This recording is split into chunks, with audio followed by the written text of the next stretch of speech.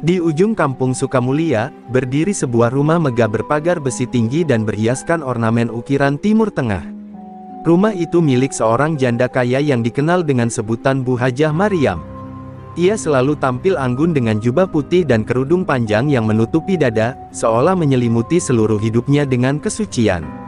Setiap Jumat, ia duduk di barisan terdepan majelis taklim, membaca doa dengan suara lantang, membuat orang-orang terpukau.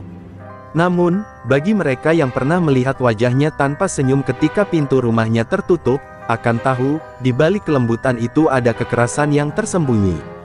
Bu Hajah adalah simbol kekuasaan di kampung. Ia pernah menyumbang pembangunan masjid dan menyekolahkan anak-anak yatim, hanya ketika kamera wartawan desa menyala dan panitia pengajian hadir membawa amplop ucapan terima kasih. Hatinya telah lama membatu oleh harta dan sanjungan. Tidak ada yang berani membantahnya, bahkan kepala desa pun menunduk setiap kali ia lewat dengan mobil SUV-nya yang mengilap. Ia percaya dirinya dekat dengan Tuhan, padahal ia bahkan tak pernah benar-benar dekat dengan manusia yang paling membutuhkan. Suatu sore, langit mendung menggantung muram, seolah menahan tangis. Seorang anak laki-laki sekitar 9 tahun berjalan menyusuri jalan becek di depan rumah Bu Hajah. Bajunya compang camping, kakinya penuh lumpur, dan matanya menahan lapar yang telah membungkam suaranya sejak pagi. Namanya Ilham. Ia yatim piatu, ibunya meninggal saat ia masih balita, ayahnya menyusul tahun lalu karena penyakit paru-paru yang tak sempat diobati. Sejak itu, Ilham hidup berpindah-pindah, tidur di musala, kadang di pos ronda, makan dari belas kasih orang yang hatinya masih punya ruang untuk iba. Ilham berdiri ragu di depan pagar tinggi rumah Bu Hajah. Ia mendongak, memandang bangunan yang tampak seperti istana bagi anak kecil sepertinya. Ia menelan ludah, menggenggam perutnya yang sudah lama tak mengenal nasi. Dengan keberanian yang tersisa, ia menekan bel kecil di sisi pagar. Lama tak ada jawaban, tapi ia menunggu. Ia tahu, rumah sebesar itu pasti punya sisa makanan. Ia tak minta uang, hanya sesuap nasi untuk mengganjal perih di perutnya. Pintu pagar terbuka dengan suara gesekan tajam. Seorang pembantu rumah keluar, menatap Ilham dengan tatapan curiga. "Apa mau kamu?" tanyanya sinis. Ilham menunduk, lalu dengan suara gemetar, menjawab, "Saya lapar, Bu. Boleh saya minta sisa makanan saja?" Pembantu itu menatapnya atas bawah, lalu masuk tanpa berkata apapun. Ilham kembali menunggu, kini dengan harapan kecil di hatinya. Namun bukan makanan yang datang, melainkan Bu Hajah sendiri, dengan wajah masam dan suara tajam. "Anak siapa kamu ini? Datang ke rumah orang sembarangan, minta-minta kayak pengemis," bentaknya. Ilham mencoba menjelaskan, tapi suaranya tercekat. "Kami tak pelihara pengemis di sini. Pergi sana, dasar anak tak tahu malu." Dengan amarah yang meledak, Bu Hajah mendorong Ilham dengan tangannya, hingga tubuh kecil itu tersungkur di tanah basah. Sepatunya mengenai perut Ilham saat ia mencoba mengusir lebih cepat. "Jangan pernah datang ke sini lagi, atau saya laporkan ke polisi," katanya sambil membanting pintu pagar. Ilham meringis menahan sakit, namun lebih perih lagi luka di dalam hatinya. Ia tak menangis, hanya diam menatap langit yang semakin gelap. Hujan mulai turun pelan, seolah ikut berduka atas nasib seorang anak yatim yang tak diinginkan di rumah seorang yang mengaku dekat dengan Tuhan. Tubuh kecil itu bangkit pelan, menahan sakit dan menelusuri kembali jalan berlumpur dengan langkah terlatih. Dari balik tirai jendela lantai 2, seorang tetangga melihat semua kejadian itu. Ia menggigit bibir, menahan kemarahan dan kesedihan. Tapi seperti biasa, ia hanya bisa berdoa dalam hati. Di kampung ini, kebenaran tak selalu bersuara, apalagi jika berhadapan dengan orang yang merasa suci hanya karena gelar dan jubah yang ia kenakan.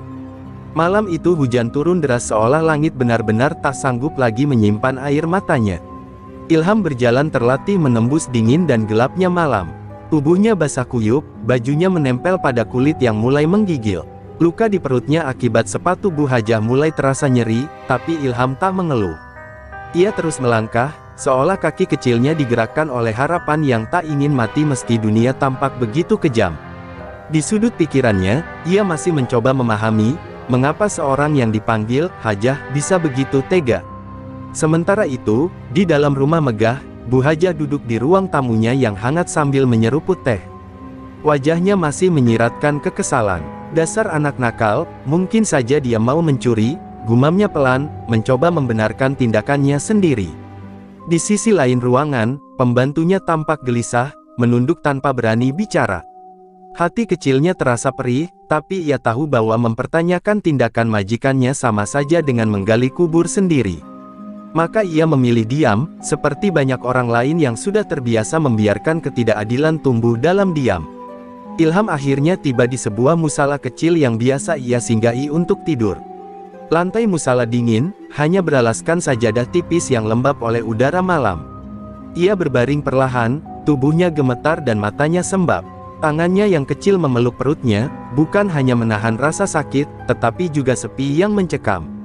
Dalam gelap, ia memandang langit-langit musala dan mulai berbisik dalam hati. Ya Allah, kalau memang aku masih kau sayangi, jangan biarkan aku mati seperti ini. Tiba-tiba, suara tangisnya pecah. Tak bisa lagi ia tahan. Tangis seorang anak kecil yang selama ini dipaksa tegar, padahal jiwanya hanya ingin dipeluk. Suara itu lirih namun penuh luka, menggema dalam kesunyian musala yang hanya disinai cahaya remang dari lampu gantung. Ia tak menangisi kelaparan, bukan juga tendangan tadi, melainkan kenyataan bahwa ia merasa tak berharga, bahkan bagi orang yang katanya dekat dengan Tuhan. Keesokan paginya, kabar tentang seorang anak kecil yang diusir dan ditendang Bu Hajah mulai menyebar perlahan. Beberapa tetangga yang diam kini mulai bergumam di belakang. Mereka menceritakan apa yang mereka lihat dan dengar, meski dengan suara setengah berbisik. Namun seperti biasa, cerita itu hanya menjadi gosip yang menggantung di udara. Tak ada yang berani menegur langsung atau berbicara jujur pada Bu Hajah. Kuasa gelar dan harta telah menjadikan kebenaran terlalu mahal untuk diperjuangkan. Namun tidak bagi seorang lelaki tua bernama Ustaz Rahim. Ia mendengar cerita itu dari seorang anak kecil yang biasa mengaji di musala. Hatinya langsung bergetar. Malam itu juga, ia pergi ke musala kecil tempat Ilham sering menginap. Ia menemukannya masih terbaring, lemas dan pucat. Tanpa banyak tanya, Ustaz Rahim membopong tubuh kecil itu dengan penuh kasih, seperti seorang ayah yang menemukan anaknya terluka. "Maafkan kami, Nak," bisiknya lirih, meski ia tahu, bukan ia yang harusnya minta maaf. Dunia ini kadang lebih suka memeluk orang bersorban, meski tangan mereka tak pernah menyentuh anak yatim. Ilham membuka mata pelan dan menatap wajah tua itu, lalu untuk pertama kalinya sejak semalam, ia tersenyum. Tipis, tapi tulus, senyum yang berkata bahwa hatinya belum sepenuhnya hancur. Di rumah megah ujung kampung, Bu Hajah kembali berdandan untuk menghadiri pengajian. Ia memakai jubah putihnya yang paling baru, menyemprot parfum mahal, dan mengambil tas tangan bermerek. Di kaca, ia melihat bayangannya dan tersenyum puas. Ia tak tahu, jauh di luar sana, ada seorang anak yang akan menjadi saksi hidup atas dosa yang ia kira bisa disembunyikan di balik doa-doanya. Malam kembali turun, kali ini lebih hening dari sebelumnya. Di dalam rumah kayu sederhana yang menyatu dengan langit malam, Ilham berbaring di tikar lusuh milik Ustaz Rahim. Tubuhnya telah dibersihkan dan dibalut pakaian bersih yang harum sabun. Di atas meja kecil, semangkuk bubur hangat mengepul, menyebarkan aroma kasih sayang yang tak pernah ia rasakan di rumah-rumah megah. Ustaz Rahim duduk di sisi Ilham, membacakan ayat Al-Quran dengan suara lembut yang seperti pelukan bagi jiwa bocah yang rapuh. Setelah makan dan beristirahat, Ilham meminta izin untuk salat. Ia berdiri pelan di sudut ruangan kecil itu, dengan kain sarung pinjaman dan peci kebesaran di kepalanya. Rukuknya gemetar, sujudnya menahan air mata, dan pada doa terakhirnya, suara Ilham tak mampu menahan isak. "Ya Allah, jika memang Engkau tak ingin aku bahagia di dunia, tak apa. Tapi tolong, jangan biarkan orang seperti Bu Hajah terus menyakiti orang seperti aku." Tangisnya pecah, menggema dalam ruang kecil yang sepi. Doa itu bukan sekadar keluhan, tapi jeritan jiwa yang terlalu muda untuk menanggung luka sedalam itu. Di balik dinding, Ustaz Rahim mendengarnya, dan air matanya jatuh diam-diam. Ia tahu, dalam sunyi seperti inilah doa-doa yang paling jujur dilangitkan. Ia tahu, Tuhan Maha mendengar, apalagi suara seorang yatim yang tertindas. Keesokan harinya, Ilham mulai membantu di musala kecil milik Ustaz Rahim. Ia menyapu halaman, membersihkan sajadah, dan mengisi ember air wudhu setiap pagi. Walau tubuhnya masih lemah, hatinya perlahan dipenuhi kehangatan. Ia mulai belajar mengaji, menulis, dan membaca. Ustaz Rahim menjadi sosok ayah yang tak pernah ia miliki, mengajarinya bukan hanya ilmu agama, tapi juga kasih sayang dan harga diri. Ilham, ujar Ustaz suatu hari, orang jahat bukan selalu karena mereka lahir jahat. Kadang mereka hanya terlalu lama tidak disentuh cahaya. Ilham menatap gurunya dalam diam, lalu mengangguk. Ia masih menyimpan luka dari Bu Hajah, namun kini hatinya tidak lagi dipenuhi dendam, melainkan harapan. Harapan bahwa suatu hari, Tuhan akan menunjukkan siapa yang benar, dan siapa yang hanya berpura-pura di hadapannya. Di sisi lain kampung, kehidupan Bu Hajah tampak masih berjalan seperti biasa. Ia menghadiri pengajian, menyumbang sajadah baru, dan mengatur arisan ibu-ibu dengan wibawa seperti biasa. Namun tanpa ia sadari, bayangan anak kecil itu mulai menghantui mimpinya. Berkali-kali dalam tidurnya, ia melihat wajah Ilham, berdiri diam di depan rumahnya sambil menatapnya dengan mata kosong. Kadang wajah itu berubah pucat, berdarah, dan menatapnya tanpa berkedip hingga ia terbangun dengan napas tersengal. Mimpi hanya bunga tidur, katanya pada diri sendiri. Tapi hatinya tak bisa dibohongi. Sejak malam-malam itu, Bu Hajah mulai dihantui kegelisahan yang tak bisa ia jelaskan. Ia jadi mudah marah, sulit tidur, dan sering merasa sepi meski rumahnya penuh barang mewah. Namun egonya terlalu besar untuk mengakui bahwa semua itu mungkin akibat satu tindakan kecil yang ia anggap sepele, tendangan kepada seorang anak yatim. Dan Tuhan pun telah mendengar doa seorang yatim. Bukan dengan kilat atau gempa, tapi dengan cara yang perlahan, tajam, dan dalam.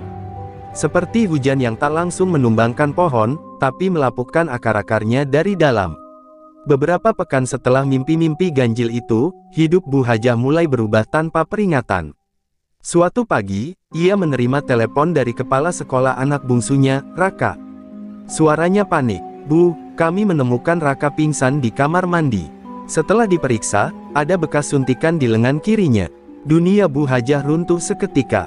Ia, yang selama ini membanggakan pendidikan anaknya dan menyumbang ke sekolah demi citra baik, kini harus menelan kenyataan bahwa anaknya terjerumus dalam narkoba. Tak lama setelah itu, usaha ekspedisi milik almarhum suaminya yang ia kelola dengan sombong mulai mengalami kemunduran. Truk-truk rusak, kontrak dibatalkan, karyawan satu persatu mengundurkan diri. Ia kehilangan kepercayaan dari mitra usaha yang dulu menyanjungnya. Dalam tempo 2 bulan, rekening yang dulu penuh kini nyaris kosong. Rumah megah yang selama ini jadi lambang kehormatannya terasa seperti penjara sunyi yang makin menekan dadanya. Bu Hajah mulai menutup diri dari lingkungan. Ia tak lagi datang ke pengajian, tak menjawab panggilan telepon ibu-ibu arisan, bahkan tak membuka pagar rumah selama berminggu-minggu.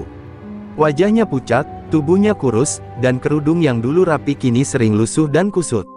Di dalam kamar, ia hanya berbaring dan menangis, memeluk sajadah seperti pelampung di tengah badai hidup yang tak henti mengguncang. Dan malam-malam itu kembali datang, mimpi yang sama, berulang. Ilham berdiri diam, kali ini membawa Al-Quran kecil di tangan dan memandangnya dengan tatapan kosong, tapi penuh makna. Dalam mimpinya, ia mendengar suara seperti gumaman anak kecil, "Dosa pada anak yatim, tak akan diampuni tanpa meminta maaf." Suara itu bergema di dinding batinnya, menembus lubang-lubang ketakutan yang dulu ia tutupi dengan ayat-ayat yang hanya ia baca tanpa makna. Hatinya mulai dihantui rasa bersalah yang tak bisa ia tepis. Setiap kali ia mengambil Al-Quran, tangannya gemetar. Setiap kali ia mendengar azan, dadanya sesak. Ia mencoba salat, namun tak bisa khusyuk. Dalam setiap sujudnya, wajah Ilham hadir. Ia tak bisa lagi menyangkal bahwa semua musibah ini bukan sekadar ujian, tapi mungkin teguran keras dari Tuhan atas kesombongan dan kekejaman yang dulu ia anggap wajar. Akhirnya, di suatu sore ketika hujan turun pelan, Bu Hajah bangkit dari kasur dengan langkah gontai. Ia membuka lemari, mengambil sebuah selendang lama milik almarhum suaminya, dan mengenakannya seperti kerudung. Tak lagi berhiaskan emas atau jubah mewah, ia berjalan menuju ruang tengah, menatap sekeliling rumah yang kini hampa. "Di mana anak itu?" tanyanya lirih kepada pembantunya. "Ilham, yang dulu pernah datang ke sini." Sang pembantu terkejut. Untuk pertama kalinya, wajah Bu Hajah tak menunjukkan keangkuhan, melainkan kegelisahan yang dalam. "Saya dengar, dia tinggal dengan Ustaz Rahim, Bu, di musala kecil belakang pasar," jawabnya pelan. Bu Hajah mengangguk, lalu menatap keluar jendela.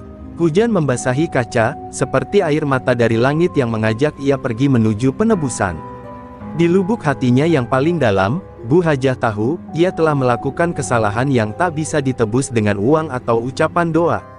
Ia harus bertemu dengan Ilham.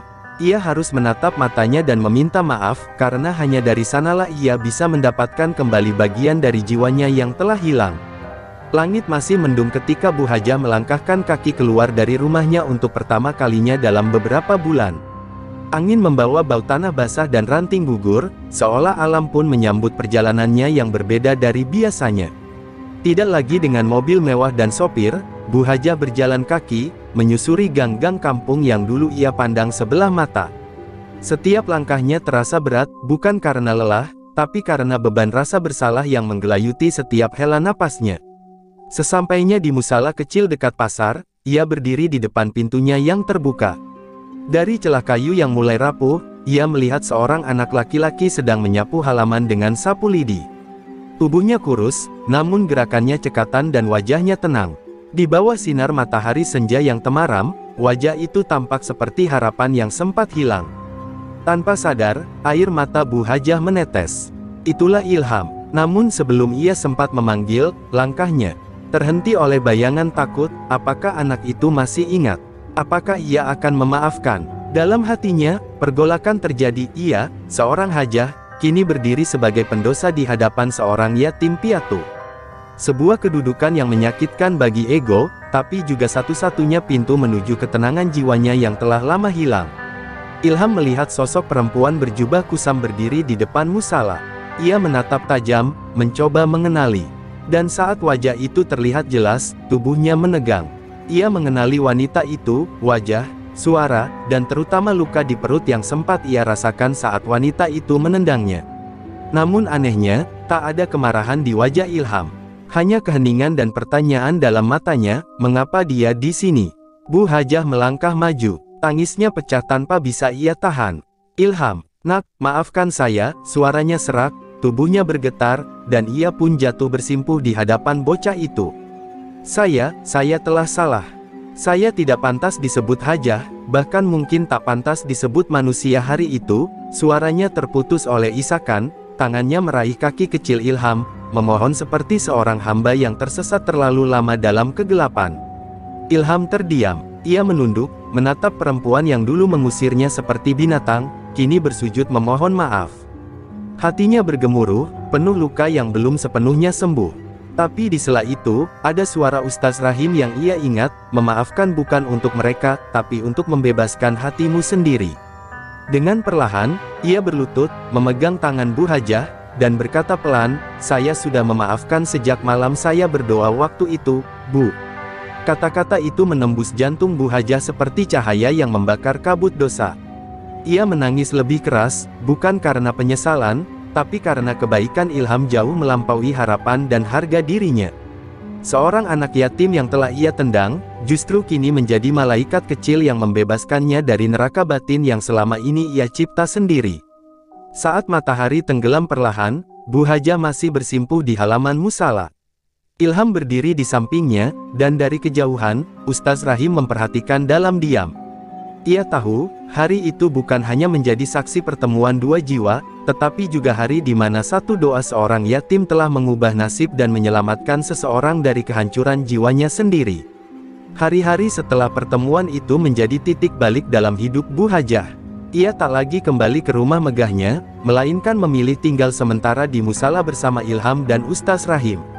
Banyak orang kampung terkejut, bahkan mencibir diam-diam, tapi Bu Hajah tak lagi peduli pada pandangan dunia.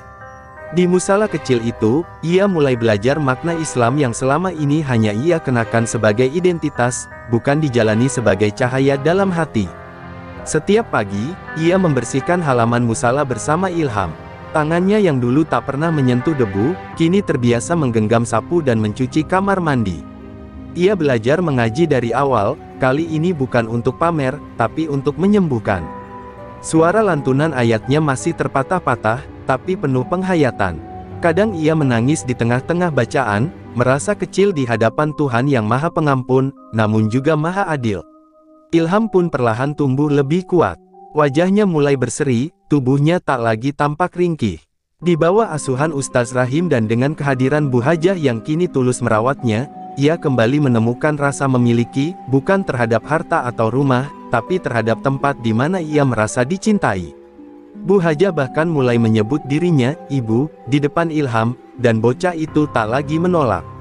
Di suatu malam Jumat, setelah salat Isya berjamaah, Ustaz Rahim mengajak Bu Hajah dan Ilham duduk di serambi musala. Angin malam membawa harum bunga melati dari halaman. Dunia ini memang kejam, kadang, kata Ustaz Rahim pelan. Tapi Tuhan selalu meninggalkan celah agar manusia bisa kembali.